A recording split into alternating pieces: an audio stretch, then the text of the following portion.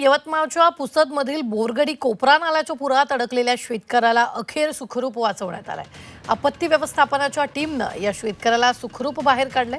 अतुल मुडाणकर असं या शेतकऱ्याचं नाव असून ते शेतात असताना शेतात पाणी शिरलं, तर शेडमध्येही पाणी शिरलं। अखेर अतुलनं निंबाच्या झाडावर चढत स्वतःला वाचवण्याचा प्रयत्न केला आणि पाण्याच्या प्रवाहामुळे झाड कोलमडलं।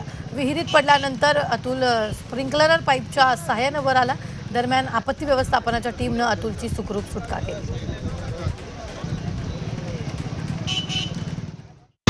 पाणी निघाल्यामुळे मी आतमध्ये पुन्हा शेडमध्ये चाललो गेलो। शेडमध्ये पाणी आलं। शेडमध्ये कमरे एवढं पाणी झालं की मी झाडावर चढलो। निंबाच्या झाडावर पुन्हा ते निंबाच्या झाडावर 1-2 घंटे थांबतो। ते झाड इलेक्ट्रिकच्या खांब्यावर पडलं। इलेक्ट्रिकचा खांबा जरा थांबला ते इलेक्ट्रिकचा खांबा विहिरीत पडला। त्याच्यासोबत मी पडलो विहिरीत। सकाळी मारली, पुन्हा वर निघलो ते पाण्यानं लॉटनं पूर्ण समोर फेकल्या गेलं। स्प्रिंकलरचा पाईप आला, एक हातात पेंट